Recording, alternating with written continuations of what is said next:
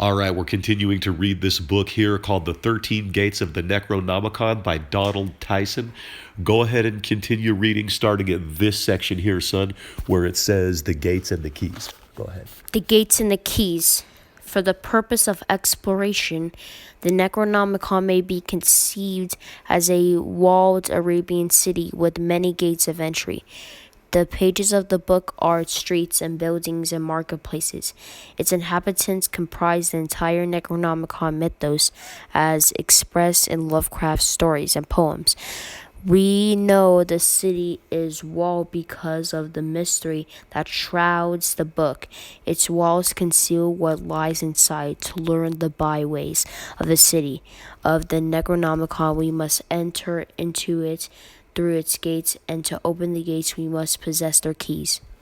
Right, so here it's allegorically describing the Necronomicon as a sort of place in the astral realm. Mm-hmm. So what we have here in this book is the Necronomicon being basically metaphorically equated with a city that one can explore, which is actually a representation of the deep, dark subconscious mind. Mm-hmm. All right, go ahead and continue reading right there, son. It is of practical advantage to limit the gates of the city to a manageable number. Each gate is a unique avenue of approach that opens on a different section of the metropolis, some filled with palaces and noble houses, others having open vistas and green spaces, and yet others sustaining murky ghettos where it is dangerous to wander alone.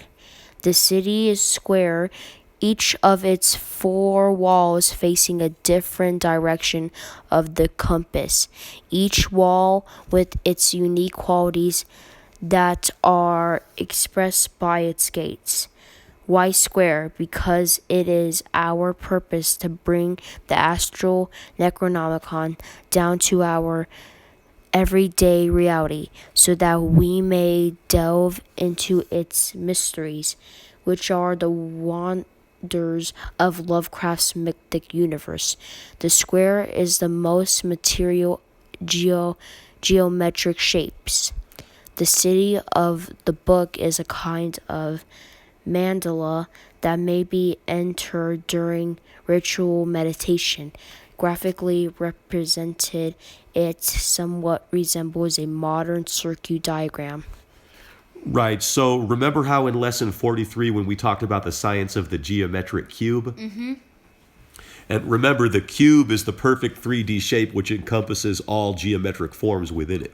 Mm-hmm. So the cube is a representation of this 3D material world, as we talked about in lesson 43. Remember when we talked about Islam and Saturn? Mm-hmm.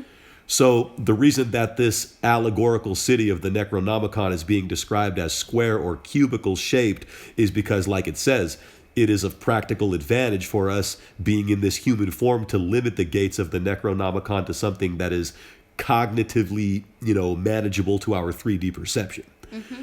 So to explore the astral realm on a 3D level, we need to bring it down into our everyday kind of reality in order for us to delve into its mysteries. Mm-hmm. Because the Necronomicon is about the deep, mysterious things that are inconceivable to the regular human mind.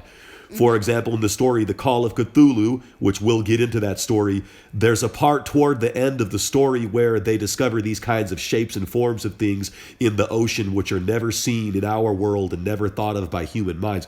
So we're talking about like shapes and forms and colors of things that are beyond normal human kind of perception, right? And so one thing I want to explain to you too in understanding the Necronomicon is that there's a reason why these beings manifest in our 3D material world as these ugly tentacled creatures or these slimy, hideous monsters. You know what I'm talking about?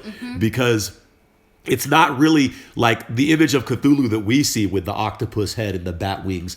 That's not actually what Cthulhu as the energy signature of the dark matter looks like, but it's how it manifests in our world. Does that make sense? Yes. So it's like these shapes and forms have a way that they show up to us in the 3D world, because they're symbolic representations of energy signatures, right? So check this out. There's a reason why his name is called Lovecraft, because you can craft what you love in your own world, in your own astral realm. Oh, wow. You see what I'm saying? Yeah. Right. So it's all about putting together, building what you love, crafting what you love, creating your own shapes and forms with your own light. You are the morning star. You are the light bearer. Do you see what I'm saying? See, you are the universe having this human experience like we talked about before, right?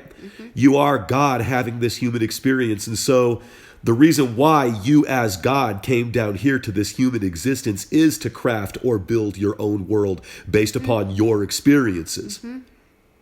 See, everything you've experienced in life is beautiful. Everything you've seen, every time you've taken a walk in nature, every beautiful sunny day, every rainy day that you've ever experienced, every river that you've seen, every ocean that you've seen, every city that you've seen, every good time that you've had, every childhood memory, right? Right. These are all permanent things within the Akashic records. So that's why you as God came down here to this human form to have this experience in this existence, to add all of your experiences and memories and your own thought forms to the Akashic records as a permanent thing. You see what I'm saying? So it's all about building your own world to craft what you love. Right? And the reason why you as God had to come down here to this human form to do that is because to you as the universe, you know that it would be boring if everything was just perfect without any challenge and you could just have anything you want without any struggle. You know what I'm saying? Like, for example, there's this episode of The Twilight Zone I saw back in the day where this guy dies and he thinks he's in heaven, but he's not really in heaven. He's really in hell. Like, everything's perfect. Any game he plays, he wins. He plays poker. He plays chess. He plays backgammon. He plays blackjack. He plays chess, checkers, pool. He always wins. He can never lose. There's no struggle. There's no challenge. That he realized, he thought he was in heaven, but he realized he was in hell. You see what I'm saying? So, you know, there has to be struggle in order to have fulfillment. In Islam, they call it jihad. You have to have struggle in order to achieve paradise, right? So you actually have to go through hell to get to heaven. So that's why you as God are having this human experience. There has to be pain and strife and struggling. So because that's how you get through these things to have fulfillment, which is what paradise is. You understand?